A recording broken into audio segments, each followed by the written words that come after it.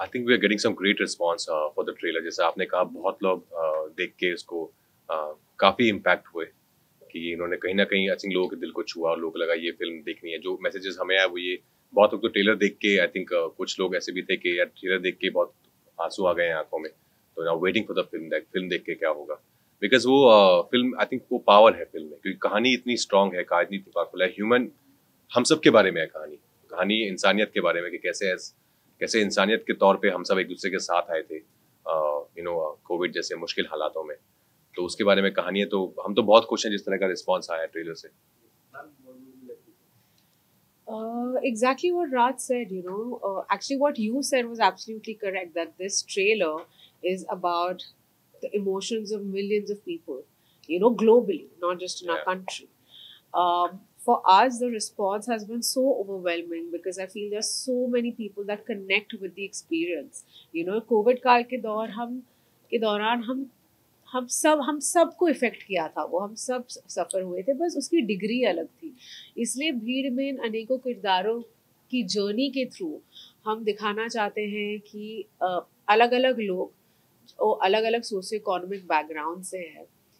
जब एक एक इनविजिबल वायरस जब इतना तहलका मचा देता है, तब लोगों के ऊपर इसका क्या इफेक्ट होता है। और when people are push to the deepest side of the corner and they come together in unity, what happens? So, Bheed is actually the story of human spirit. It is the story of resilience of many, many people during those times. And you need a good research when you do such a kind Yeah. of movie.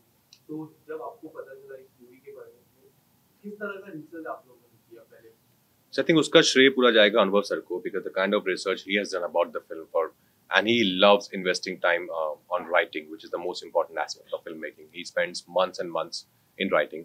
So I think once we got the script, everything was very much there. Yeah. So not like we had to really add anything or take out anything from the script. It was very much there, and we all had been through these emotions. So and we were it was very fresh in our minds as well. So it wasn't like it was a very unfamiliar territory for us. So I think we were just being very truthful to the written material because it was so great in itself. And trailer में हमने देखा आपका इसका किरदार है, थोड़ा मुझे और जानना है आपके किरदार के बारे में। जी, आप दोनों के किरदार के बारे मेरे किरदार का नाम है Surya Kumar Singh.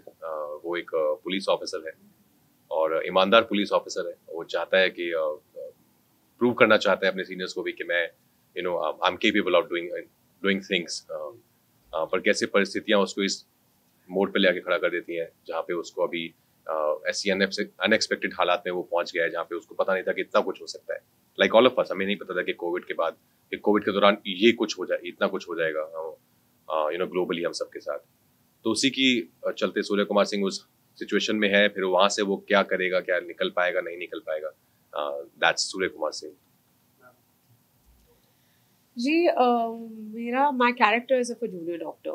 I can't really say a lot because I feel like a lot of points of the film would be revealed. But she's a firecracker. बहुत ही दबंग लड़की है, बहुत ही गट्सी लड़की है. And for whatever reasons, she's also reached this particular point. And then you will see the rest of the film. And also ये दोनों साथ में भी of course can see that of course. I don't know. Yeah, Can we? of I don't course, know. And में एक खास maybe we can't. Yeah, I okay. think so. Anubhav sir की खास बात काफी अच्छी लगती है, जैसे मूवी आर्टिकल में there are so many movies that Anubhav sir has given एक अलग ही जॉनर पर है। जी, आप लोग उनके साथ काम करके क्या सबसे स्पेशल लगा? आई थिंक बहुत ही दिलदार इंसान है वो। Yeah. एक जीनियस फिल्म मेकर तो हैं ही, हम सब उनके फैन हैं उनके काम के, पर हम उनके अंदर हमें एक दोस्त मिला, क्योंकि वो इतने भूमि कल बोल रही थी कि बहुत कूल है वो, कि मतलब वो ऐसा नहीं कि वो अपने आप को वो इतनी इंटेंस फिल्में बनाते हैं, इतना सोशल ड्रामास बनाते हैं तो वो खुद भी हमेशा सिर्फ इंटेंस बातें करते हैं, ऐसा नहीं है।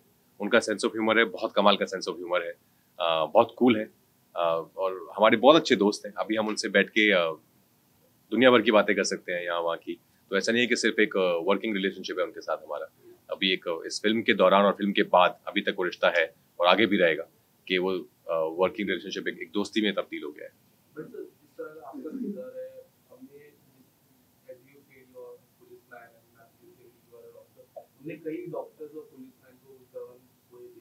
आप रियल पुलिसमैन या फिर डॉक्टर से जाके बात की ड्यूरिंग द शूट, उनसे पता करने की कोशिश की एक्चुअल में उस टाइम क्या हुआ था? नहीं, क्योंकि कहानी जो है हमारी वो एक फिक्शनल जगह पर बेस्ड है। हमने कुछ नाम नहीं दिया है, एक फिक्शनल दुनिया हमने क्रिएट की है। तो उसमें जो ही जैसे मैंने पहले कहा आपको कि वो कहानी लिखी इतनी इतनी कमाल तरीके से गई थी ना, सब कुछ उस स्क्रिप्ट के कहानी के अंदर ही था। सब कुछ, every detailing was in the script about the character, about the other characters, the story, why it's happening, where it's happening, how it's happening. तो उसके लिए इतना रिसर्च करने की जरूरत नहीं पड़ी। तो सर के साथ ही बहुत डिस्कशन हमारा होता था, क्योंकि सर ने लिखी है, सर के दिमाग से ये सारे कैरेक्टर्स निकल के आए हैं, तो उनके साथ ही डिस्कशन होता था। और सर ऐसे निर्देशक है ना कि वो आपको स्पेस देते हैं, वो आपको फ्रीडम देते हैं कि आप एक्सप्लोर करो चीज़ों को। ऑफकोर्स अगर आप गलत जा रहे हैं तो वो आपको रोकते हैं, आपको सही दिशा में लेके आते हैं। पर ये उनकी एक अच्छी बात है कि वो ट्रस्ट करते हैं यहाँ पर एज एन एक्टर बहुत। आई थिंक जहाँ पे रिसर्च की बात हुई, वो पूरा जो 1-1.25 साल था, हम हर कितने हमने इंटरव्यूज देखे टीवी पे, हमेशा यही हमें पता था what is happening with all the front line workers. It was heart breaking. In fact look at their courage, right? वो अपनी families को छोड़ के, अपने without thinking about themselves and their health, they were doing their duty.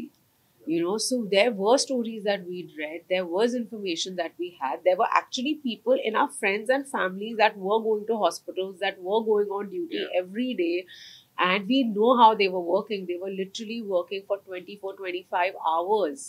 उनके literally ऐसा point होता था जहाँ पे उनके हाथ गल जाते थे, मास्क पहन के, ग्लव्स पहन के। हम तो नॉर्मल, अगर हमें कुछ घंटों के लिए हम मास्क पहनते थे जब जाते थे, तब हमें इतनी तकलीफ होती थी। अब उनका सोचिए जिनको 24 घंटे मास्क, पीपीई किट में, गर्मी में, ठंड में, it was a very very tough time for our front line workers, for all agencies that were working during the Covid time. So I think ये हमारे लिए it's a great time for us to also remember all the sacrifices that people made during that time. ये shoot हो रही थी, आप दोनों news जानना चाहूँगा। तो इस दौरान जो कोविड के दौरान क्या पुलिस और डॉक्टर्स को बहुत सारी समस्याओं का सामना करना पड़ा, तो शूटिंग के दौरान आपको उसके लिए फिल्म की समस्याओं का सामना करना पड़ा, कैसा रहा आपका?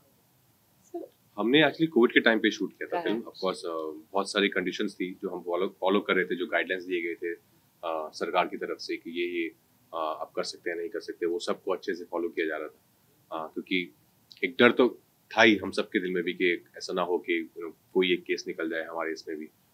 तो हम सब लोग रेगुलर लेवल पे टेस्टिंग चल रही थी, सोशल डिस्टेंसिंग मेंटेन किए हुए थे, एक्शन कट के बीच में ही हम लोग मास्क निकाल कर शूटिंग करते थे। और फिल्म में भी कई जगह तो मास्क एक्चुअली पहना ही है बहुत लोगों ने। ये तो पूरी फिल्म में बोलती रहती हैं लोगों को, जैसे हम बहुत सारे जो डॉक्टर्स बार बार आके बोल रहे थे कि मास्क पहनिए, मास्क पहनिए, तो ये भी पूरी फिल्म में बहुत बार बोलती रहती है लोगों के आपका मास्क है, आप मास्क पहनिए।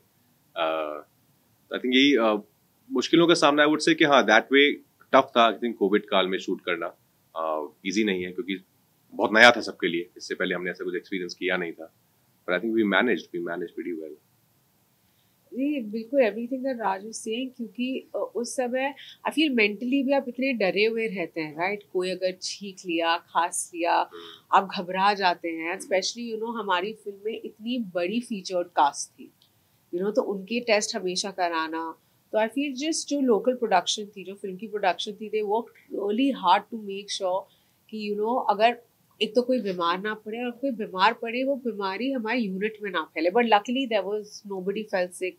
बहुत ही स्मूथली हमने फिल्म शूट करी। एंड इनफैक्ट जब मुझे पहली बार कोविड हुआ था, मैं फिल्म सेट पे ही थी। सो कभी कभी it's out of control, but luckily जब हम भीड़ शूट कर रहे थे, खुले में शूट कर रहे थे हम, so it all went well. आपने शूट के दौरान आपने साथ में टीम थी, पंकज जी भी थे, दिया जी, आप लोगों का क्या अनुभव रहा? क्या कुछ ऐसा कोई फिल्म जो आप शेयर करना चाहेंगे जिसको आपको आपने एंजॉय किया?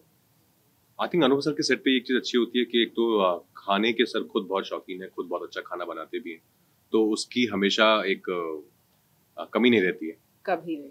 आपको हम लोग 6-7 घंटे शूट करते थे दिन में, क्योंकि सर्दियों में शूट कर रहे थे तो लाइट जल्दी चली जाती है, कभी कभी क्लाउड्स आ जाते थे, तो पैकअप करना पड़ता था। लेकिन सेट पे रहते थे सब लोग, तो वहीं पे सर जो है फिर खाना मंगाते थे, अलग अलग जगहों से अच्छा खाना मंगाते थे। तो हम सब आई थिंक एक बहुत ही स्ट्रॉन्ग बॉन्डिंग हुई थी हम सब की सेट पर। और पंकज जी जो हम सब से सीनियर हैं और one of the finest actors that we have in our country, उनके साथ बैठकर बातें करना, उनके एक्सपीरियंस जानना और उनकी अलग अलग फिल्मों के उनसे हम क्वेश्चन करते थे, ये आपने सर वो फिल्म का सर वो कैसे था, और वो इतने दिलदार सब कुछ अच्छे से बताते थे हमको। तो उनसे बहुत सीखने को मिला इस सेट पर। Aditya Srivastava, Ashu sir, Diya, Kritika, Virendra sir, I think ये बहुत स्ट्रॉन्ग कास्ट ऑफ इसमें एक्टर्स थे जिनके साथ सबके साथ कुछ ना कुछ आई थिंक हम लेके ही गए वापस इस फिल्म के बाद। जी राज जो कह रहा है अनुभव सर के बारे में इज सो ऑन पॉइंट, क्योंकि अनुभव सर ना एक बहुत ही इजी और गिविंग डायरेक्टर और पर्सन है। तो मतलब लिटरली उनका सेट इतना डेमोक्रेटिक होता है, जहाँ पे उन्होंने ना एक कहते हैं ना जब शादी का माहौल, लिटरली ऐसे लगता है बिकॉज हम इतने एक्टर्स थे लेकिन हमें से कोई भी हमारा काम खत्म होने के बाद घर नहीं जाता था। अगर सपोजिंग हमारा 1 बजे काम खत्म हो गया लेकिन शूट 4 बजे तक है, मेरा एक भी शॉट नहीं, मैं तब भी रुकती थी क्योंकि मुझे बस इतने अमेजिंग लोगों के बीच में रह के उनके एक्सपीरियंसेस उनसे सुनना, ये सब इतने बहुत कम मौके मिलते हैं एज एन एक्टर कि आप एक प्लेटफॉर्म शेयर कर सके इस लेवल के टैलेंट के साथ।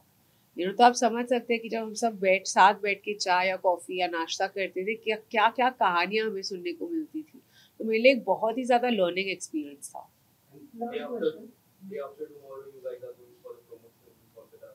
काफी भीड़ होगी वहाँ पे, किस तरह के रिस्पॉन्स वो लोगों से आप उम्मीद कर रहे हैं, एंड वहाँ भी भीड़ होगी, आप भी भीड़ प्रमोशन करने जा रहे हैं, और वुड यू लाइक टू से? हम लोग वॉकेथॉन के लिए जा रहे हैं वहाँ पर, और कोलकाता मुझे बहुत ही पसंद है। कोलकाता मुझे शहर as city, I love being in Kolkata.